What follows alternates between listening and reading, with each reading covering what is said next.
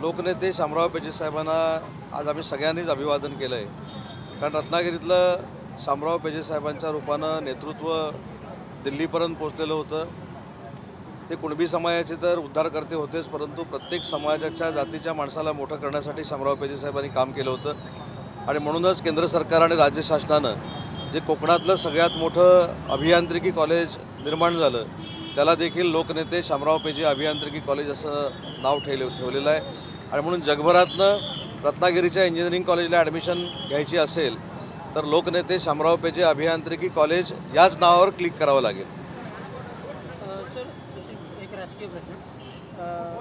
शिवसेना नेते भास्कर जाधव यांची एक ऑडिओ क्लिप व्हायरल झाल्यानंतर तुम्ही देखील बोलात की त्यांच्या मार्गदर्शनाखाली काम करायला आम्हाला देखील आवडेल. मी असं म्हटलं होतं की ती ऑडिओ क्लिप व्हायरल झाल्यानंतर त्याच्यामध्ये त्यांनी असं म्हटलेलं आहे की शिवसेनेची काँग्रेस झालेली आहे. मी असं म्हटलं की शिवसेनेची ऑलरेडी 3 वर्षापूर्वीच काँग्रेस झालेली असल्यामुळं माननीय एकनाथ शिंदे साहेबांच्या नेतृत्वाखाली आम्ही उठाव केला आणि खऱ्या अर्थानं वंदनीय बाळासाहेबांच्या विचाराच्या शिवसेनेमध्ये आम्ही सगळे धनुष्यबाण घेऊन काम करतो आहे. खऱ्या अर्थानं विचारांचा वारसा हा बाळासाहेबांचा आम्ही जपतो आहे. आणि ही जी काही कुचंबणा आज भास्कर जाधव साहेबांची होते तीच 3 वर्षापूर्वी आमची झालेली होती, म्हणून आम्ही उठाव केला होता. तर मी असं म्हटलं की माननीय एकनाथ शिंदे साहेबांच्या नेतृत्वाखाली ज्येष्ठ नेते भास्कर जाधव साहेबांचं जर मार्गदर्शन आम्हाला मिळालं तर ते आमच्यासाठी मौलिक आहे. साहेब, शिवसेनेकडून त्यांना शिवसेना आणण्यासंदर्भात काही प्रस्ताव दिला गेला आहे. प्रस्ताव दिला गेला आहे की नाही मला माहीत नाही, परंतु भास्करराव जाधव हे रत्नागिरी जिल्ह्यातले आहेत. त्यांनी 25-30 वर्ष लोकप्रतिनिधी म्हणून काम केलेलं आहे. त्यांचा अनुभव दांडगा आहे आणि त्या अनुभवाचा फायदा शिंदे साहेबांच्या नेतृत्वाखाली आम्हाला सगळ्यांना मिळाला तर ते आमच्या सगळ्यांच्या दृष्टीनं फायदेशीर आहे. साहेब, सईद अली खान यांच्यावरती हल्ला झाल्यानंतर आपल्याला जातीय रंग देण्याचा प्रयत्न केला जातोय.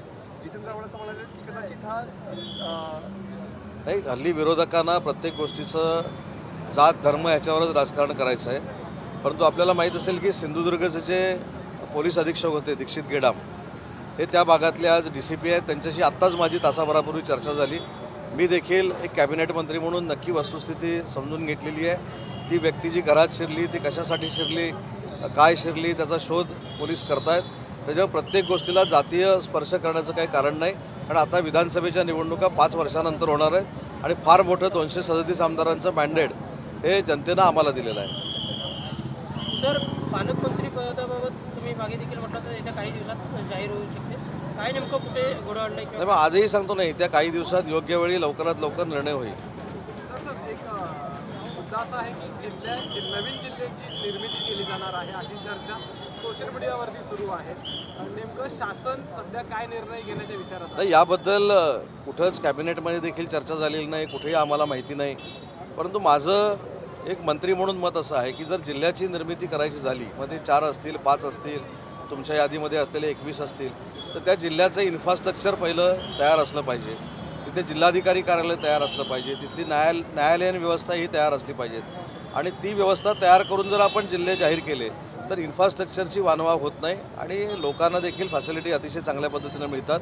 आणि म्हणून नवीन जिल्हे निर्माण करत असताना पहिलं इन्फ्रास्ट्रक्चर रेडी करून जर केले तर मला असं वाटतं की तो जनतेला फायदा होईल. साहेब, आघाडीच्या सरकारच्या काळात धनंजय मुंडे जेव्हा कृषी मंत्री होते तेव्हा साहित्य खरेदीमध्ये काही नियमामध्ये बदल केला. या संदर्भात न्यायालयाने राज्य सरकारला विचारलंय की नेमके हा साहित्य खरेदी बदलामध्ये निकष काय झालेले म्हणून. पण त्यावेळी सरकार महाविकास आघाडीचं होतं.